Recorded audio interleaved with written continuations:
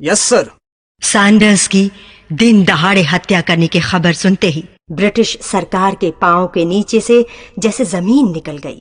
चारों के नाम वारंट जारी कर दिया गया। वॉयसरॉय ने उनको पकड़ने के लिए चप्पे चप्पे पर पुलिस बिठा दी। भगत सिंह, चंद्रशेखर आजाद, राजगुरु, सुखदेव की भाभी का सहारा लेकर वहां से निकलने में कामयाब रहे। क्रांतिकारी गतिविधियों को बनाए रखने के लिए अब की बार HSRA ने कलकत्ता को चुना।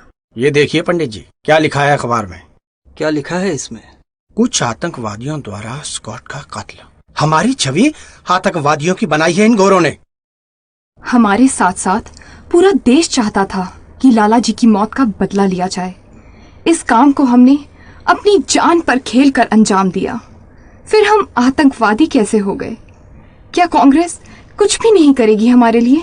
कांग्रेस सिर्फ कुर्सी चाहती है। उसकी नजर में क्रांतिकारी और आतंकवादी एक ही हैं। क्यों? क्योंकि हम सब उनकी बातों से सहमत नहीं हैं। इसलिए खाट पर बैठ बैठकर लोग काट हो गए हैं। हमें किसी की भी मदद की जरूरत नहीं है। कहीं हमारे इनकलाब का सपना अधूरा न रह जाए। ब्रिटिश सरकार ने हमारा ओहदा हमारी आवाम के सामने एक आतंकवादी का रखा है।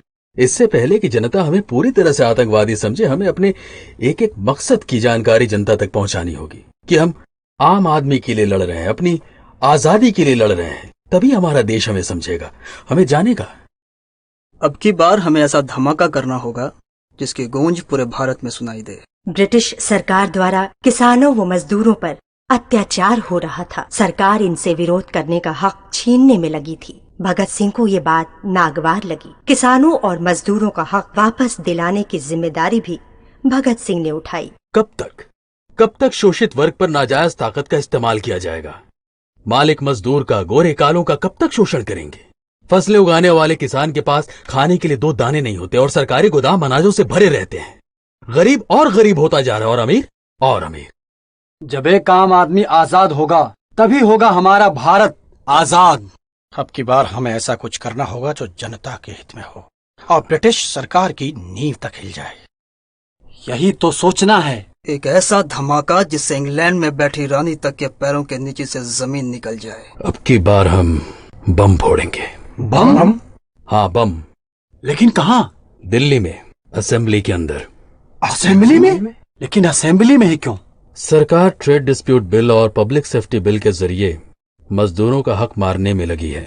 अगर ये बिल पास हो गए तो मजदूर किसी नाजायज बात का विरोध भी नहीं कर सकेगा। स्ट्राइक करना गैर कानूनी हो जाएगा और विरोध करने वालों को बिना किसी सबूत के जेल भेज दिया जाएगा।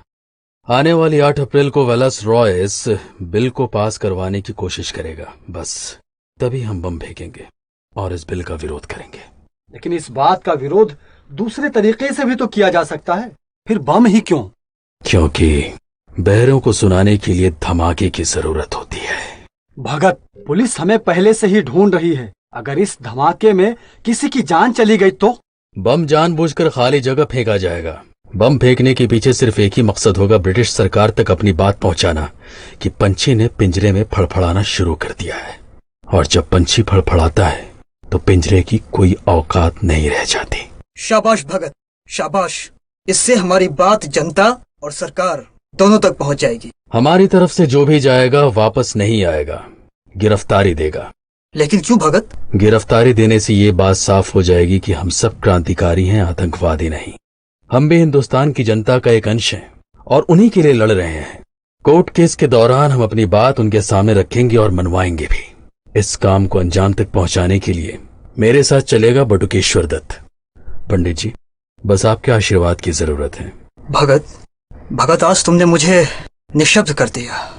इनकलाब जिंदाबाद! इनकलाब जिंदाबाद! इनकलाब जिंदाबाद!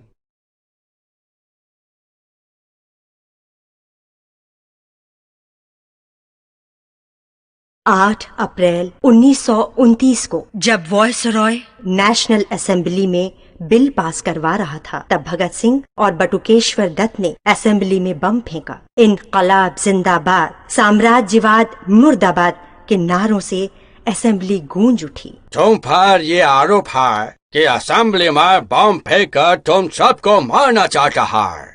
योर ऑनर, ये सब झूठ है। हम किसी को मारना नहीं चाहते थे। फिर तुमने असेंबली में बम क्यों फेंका? बम फेंकने से आज तक किसी का कोई फायदा नहीं हुआ है।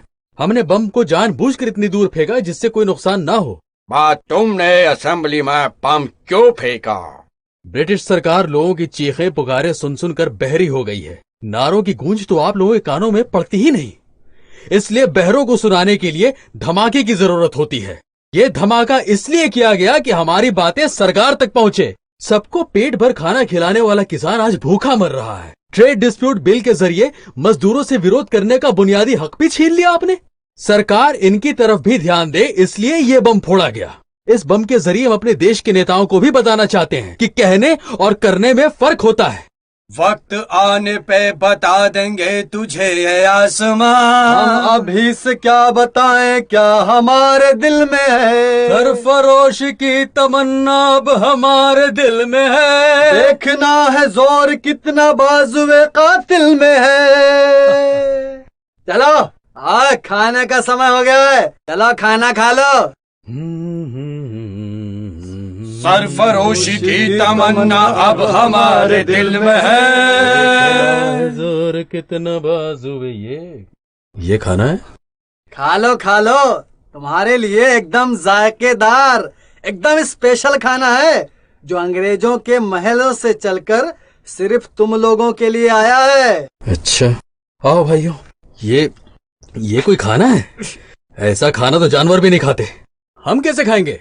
खा लो, यहाँ पर यही खाना मिलता है।